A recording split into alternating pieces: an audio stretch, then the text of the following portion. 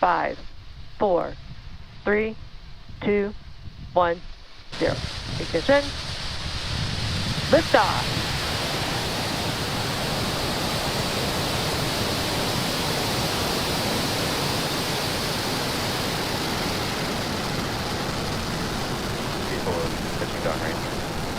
M1D propulsion is nominal.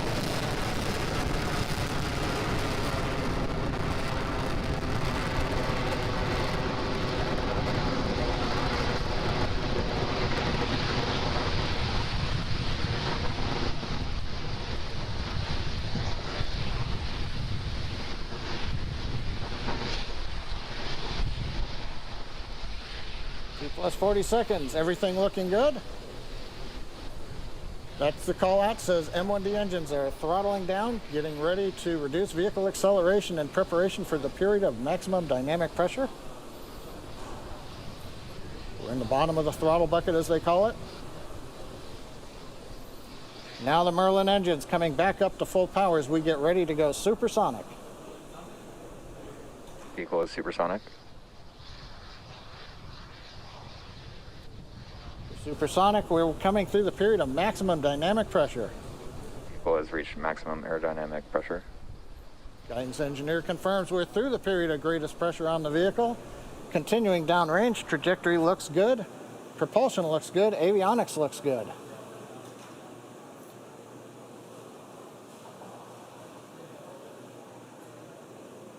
MVAC-D chill has started. That announcement from stage 2 propulsion.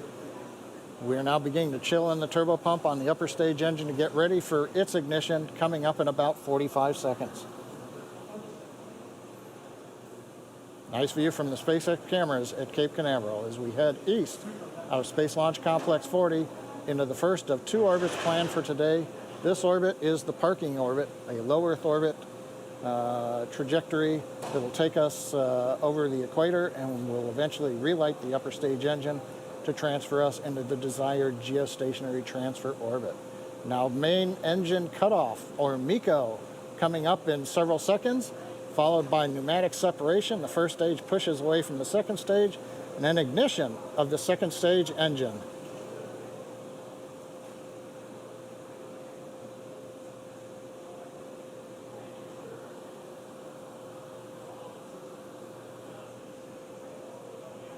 Stage separation confirmed. MECO on time. Stage sep looks good. And the call out, MVAC-D engine is at full power. The view on the left screen, you can see the large titanium grid fins now slowly opening. That begins about a 2-minute period as we slowly rotate the first stage around to get it ready to come back through the atmosphere and land on the drone ship in the Atlantic off the east coast of Florida. Right-hand side, second stage engine glowing red. That's normal for the MVAC-D. Trajectory. Trajectory is nominal, we've heard from the guidance engineer. Great views coming from space.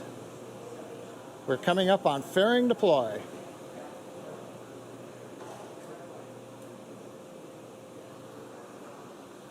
Fairing separation confirmed. And we've heard the call out from the avionics engineer. Fairing separation is confirmed.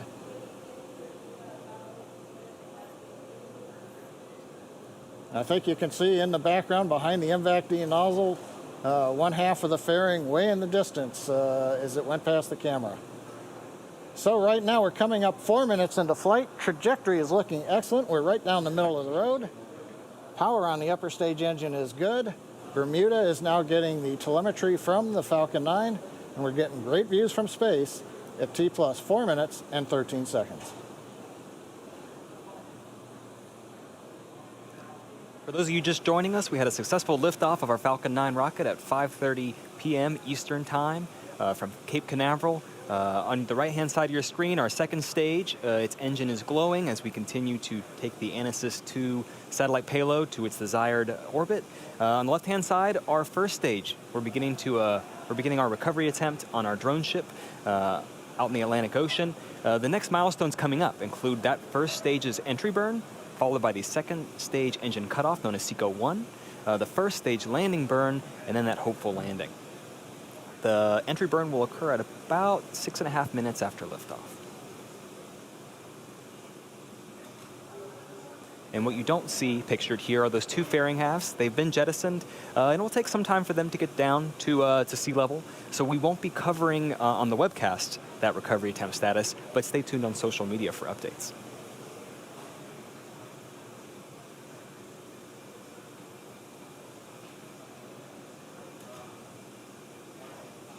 You see some pretty clear pictures of Earth there. The first stage has reached apogee. It's beginning to head down there.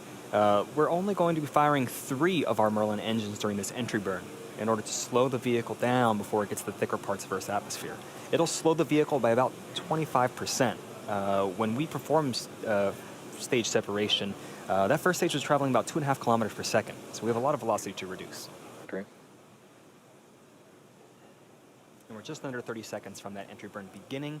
It's going to last about 24 seconds.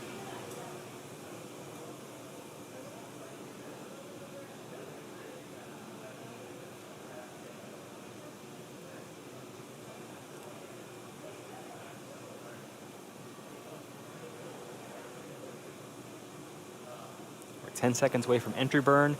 Hopefully we'll be able to hear that call out and have visual confirmation that burn's begun.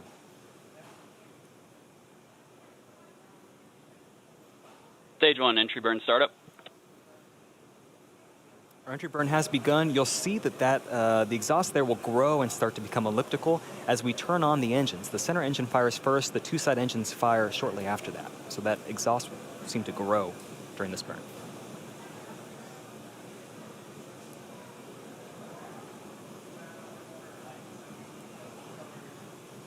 Stage 1, entry burn shutdown. All right, 1 burn down, 1 to go. That's the landing burn. It'll occur in about 1 minute from now, along with the next milestone, the second stage engine cutoff, or SECO 1. That'll be at T plus 8 minutes, 7 seconds. During SECO 1, we shut down the second stage MVAC engine on the right-hand side of the screen. Also signal first stage, Cape Canaveral, expected. In about 25 seconds after SECO 1, Falcon 9 will touch down, hopefully, on our drone ship. Just read the instructions. Currently, it's in the Atlantic, about 350 nautical miles off the coast of Florida. Start of terminal guidance.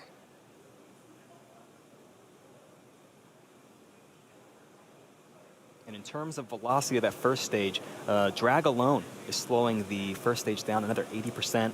That landing burn will take us back to get that last.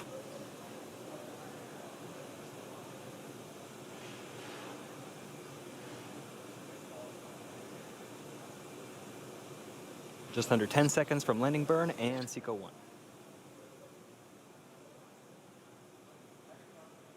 SECO. Stage 1, landing burn startup. We have confirmation of both landing burn and SECO 1. We're waiting confirmation of a good orbital insertion for that Anasis-II satellite.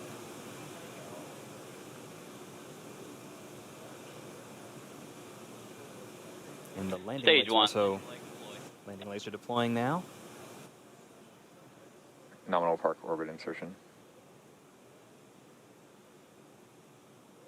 And there it is. That is our 57th successful landing of Falcon 9 on our drone ship. Just read the instructions. While we were watching that landing, we also had confirmation of nominal orbit insertion. We're all pretty excited over here at SpaceX for being able to use this first stage for a 3rd time coming up. But going back to our primary mission on the second stage, it's going to coast for about 18 minutes until we cross the equator, where we perform the second of 2 burns of the upper stage to help change the orbit. We're going to take a break until then. We're going to leave you with a map of where we are in the mission. We'll be back at about T plus 26 minutes for the second burn of our MVAC engine. And that'll carry us into the transfer orbit, and hopefully we'll be able to bring you a view of the engine burn as it gets going. From the map, you can see we're just about to cross the equator. That's where you do an inclination change that's most efficient. We've got ignition on the upper stage engine. And propulsion engineer calls out that the ignition looks good. We're up at power.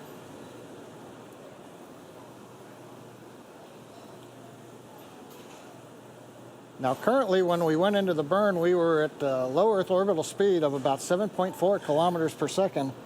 This burn, just under a minute long, is going to add another 2.5 kilometers per second to that velocity.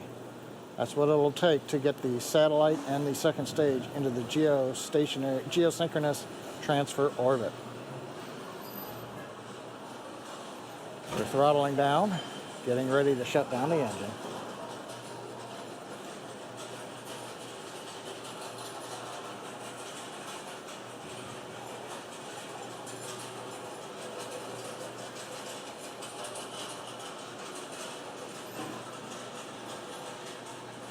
Seco 2.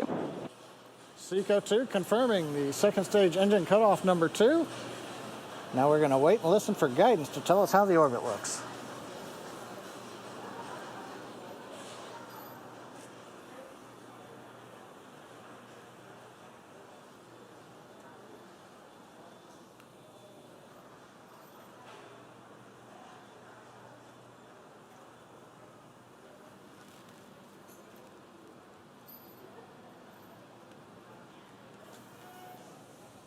And we haven't heard guidance engineer call out, but looking at the data plots that we've got from Nominal vehicle orbiting telemetry, we've got a nominal orbit.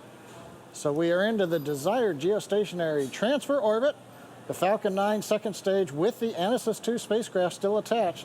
We're now going to go through a period of about 3.5 minutes where we prepare to separate the Anasis-II satellite. We're going to take another quick break, and we'll be back at T plus 32 minutes for satellite deploy.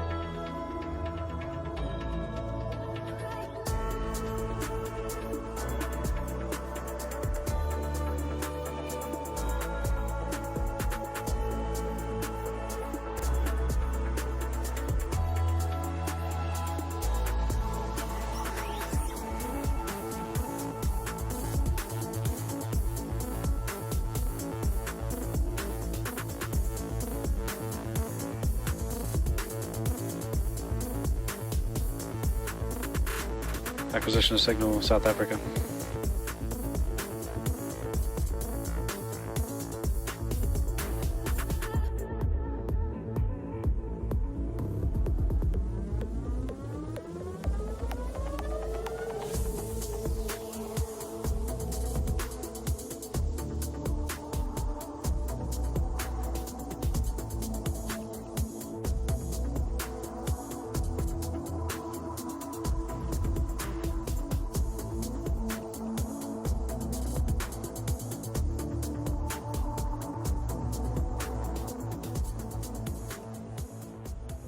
Plus 32 minutes. It's been a great mission so far. Falcon 9 lifted off. We had a 30-minute weather delay as we had a little bit of a shower band go by the trajectory. But when we launched, had great skies. We had great views from first stage and second stage. Saw the first stage land on the drone ship. We've done the 2 burns of the upper stage engine. Both of them were nominal. But right now we're getting ready for the big event, which is spacecraft separation. And as a reminder, we won't see payload deploy today per the customer's request. So we're going to listen in for the avionics engineer to call it. Payload separation confirmed. And there it is. Avionics engineer calls. Payload separation has deployed, confirming that via telemetry. And so 32 minutes, 49 seconds into flight. That's the camper. We've done the primary mission. We've brought the first stage back to the drone ship. It's been a great day. Took a little while getting here, but well worth it with a totally successful mission today. And with Also that signal successful go payload both separation, expected. that will end our coverage for today. We want to say thank you to Lockheed Martin and the Republic of Korea for entrusting us with today's flight. Also, a special thanks goes out to the 45th Space Wing for range support and to the Federal Aviation Administration for licensing support. And of course, thank you for watching. Have a good night.